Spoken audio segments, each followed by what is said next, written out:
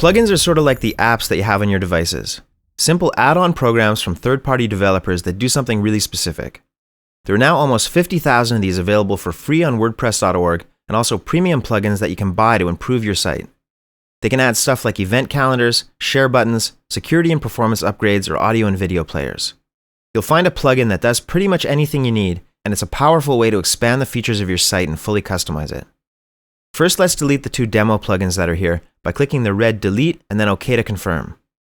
You can also check the boxes beside each one to deal with a few of them at a time and choose Delete from the bulk actions, then Apply. The best way to show you this section and figure out how these work is by adding a new plugin to your site. The first plugin that your website needs is one that will put up a curtain in front of your homepage and hide it from the public until you're happy with it. You'll be making lots of changes and experimenting with designs, so it's better to keep that process behind the scenes until you're ready to launch. A coming soon or under construction teaser page will take care of that and build some anticipation, so let's find a plugin that can do it.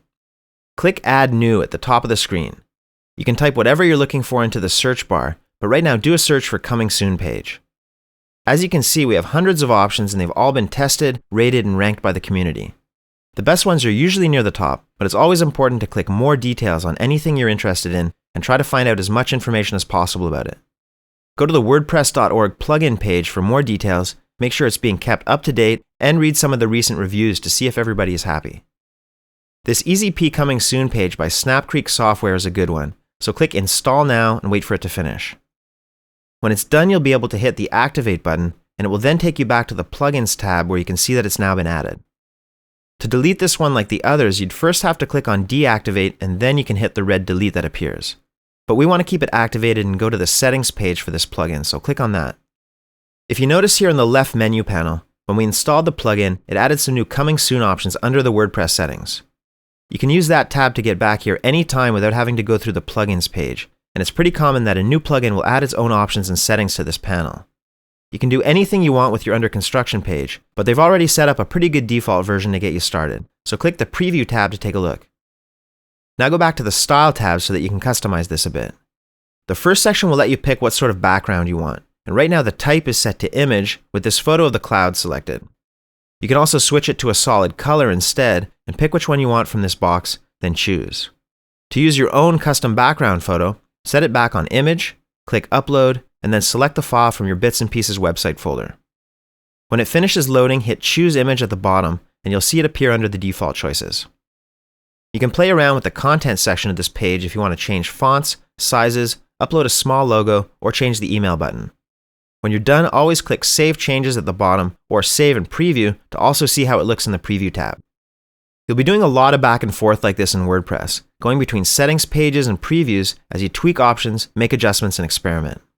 Clicking on the Text tab will let you customize everything else that appears on this page, including the message that somebody would get after entering their email address to subscribe. If you pick a date from the calendar in the Countdown text section, you'll get a nice timer on your Coming Soon page that counts down the days and hours until then.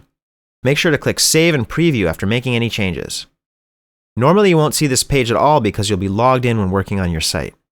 Clicking Home or Visit Site at the top will still show you behind the scenes instead of the public Coming Soon page, even when it's turned on.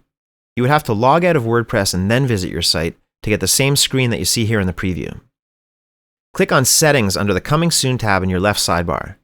Switch the status to On, and you might as well start collecting email addresses right away, so leave both of those set on Yes.